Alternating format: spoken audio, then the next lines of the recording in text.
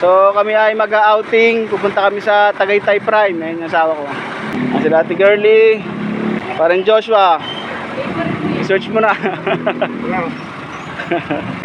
Yung mga kasama natin, sila Kuyang. Sila Ate Samay. Mag-motor kami. Hindi na Ethel, lumabas may binili lang ha. Oo. Sakita lang kami, sakita lang maghintay sila James. Magpapagas pa kami. Walang load na mo. Ayun, sa Tilendin. Tara na saan? Ligo. Ano ba inintay nila? Henry. Maliligo kami. Ate Jillian. Ano siya ring? Weng!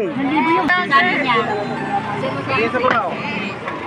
Ito, matagal bumili ng cake kung saan pa dumaan. ID. Tara na. Let's go. Go guys. Tara na. So yan, kami paalis na. May mga tropa. Let's go.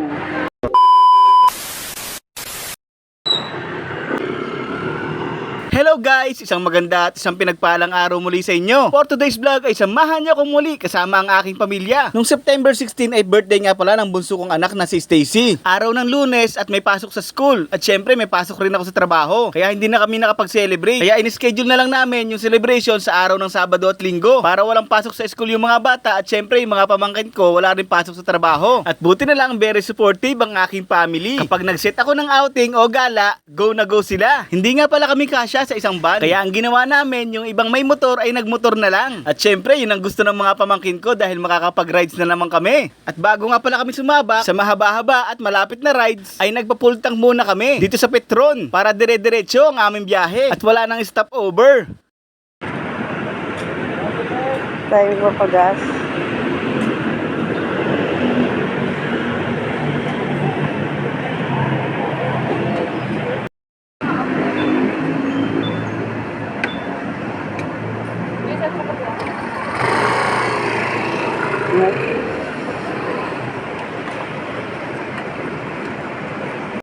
Ayun na, at nagpagas muna kami rito sa may Petron.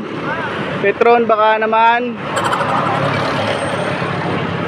Ang kasama ko nga pala sa pagra-rides na nakamotor, mga pamangkin ko at mga kumare at kumpare. At syempre, ang pinakamamahal kong misis. Charot! Eme-eme lang. Akala mo talaga hindi nag-aaway. Pero sa totohanan ay aso't pusa yan. Pero normal lang naman sa mag-asawa yung nag-aaway. Dahil dyan lalo kayong tumitibay. Mabalik ulit tayo sa ating rides. Inabot na nga tayo ng traffic. Ano ID? Bawal. Tumaan na ako dun. Hindi ako pinapasok. Ang plano nga namin ay sa BF Homes na lang kami dadaan. Ang exit namin ay yung dating Toyota o Village Square na ngayon. Kaya lang wala pa akong sticker ng BF dahil hindi ko pa naasikaso dahil sa sobrang busy. Sobrang higpit kasi ngayon ng Village Association. Pero may mga ID naman kami ng Barangay BF. Sa Village nga lang, hindi sa mismong village. Pagka hindi na nga ako busy, yun ang una kong lalakarin para hindi na lumayo ang aming daraanan. Sa mga oras nga na yan ay pa-exit na kami ng sukat. Kaya lang mukhang naipit yung mga pamangkin ko sa traffic. Kaya nagdahan-dahan na kami sa pagdadrive para antayin sila. At nung nakumpleto na nga ulit kami, nagdire-diretso na kami. Kaya lang yung daanan papuntang Alabang ay sobra talagang traffic. At para mabilis ang aming biyahe, sa Daang Hari na lang kami daraan. Dahil doon ay napakalawak ng daan at napakaganda ng mga view. At bibihira lang yung dumadaan kaya hindi masyadong nagkakaroon ng traffic. At mga ilang sandali lang ay nandito na kami sa Daang Hari. Kaya lang mukhang dumidilim ang kalangitan at mukhang uulan. Sana ay makisama sa amin ng panahon at hindi na umulan. At mga ilang sandali lang ay napa-stop kami dito sa stoplight at pumapatak na nga ang ulan. Sana ay huwag magtuloy-tuloy. Yung sa kay dealer, bawal dun. 450 lang dun. Pwede doon. Baka may pambayad ka. Kasi makarang ko kami tinuturo. Tapos marami kong bawal. Bago yun eh. Yung pa lang yun, kay dealer. Kasi parang ano natin, 450 lang po. Dealer ano yun, dealer. Mas manalabas na dyan, ba? Mag-e-etcha na yun. Yan na, tara na dito. Kumana na tayo.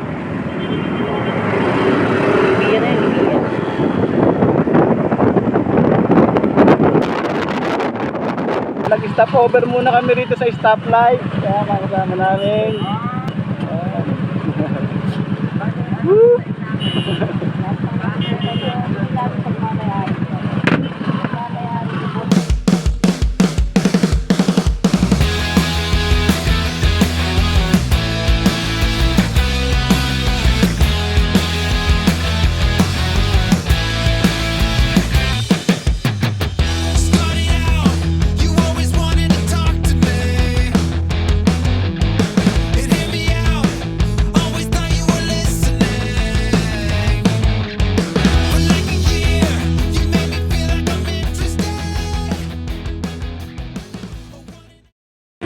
Dahil umulan, nagkapote muna kami.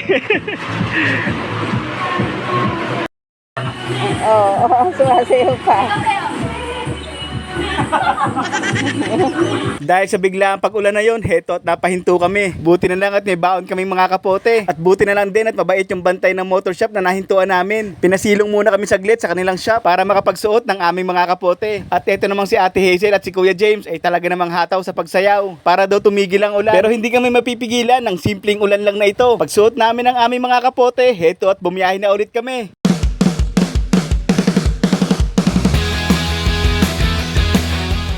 Sa hindi kalayuan ay nadaanan namin itong ginagawang kalsada kaya nagdahan-dahan lang kami. Mas maganda na yung nag-iingat. Malapit na kami.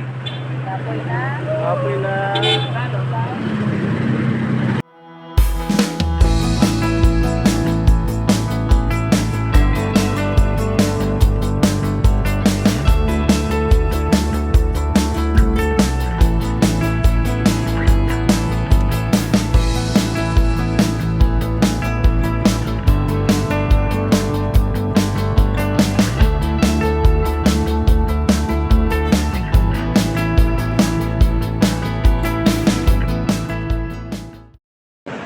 At nandito na ho kami.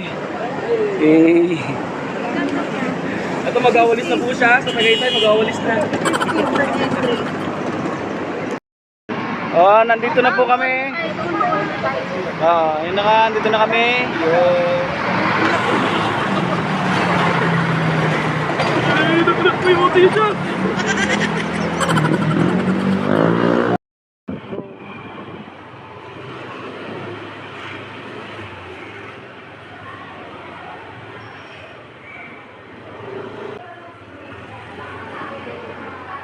Mga idol, mag-check-in na kami. Ayun o.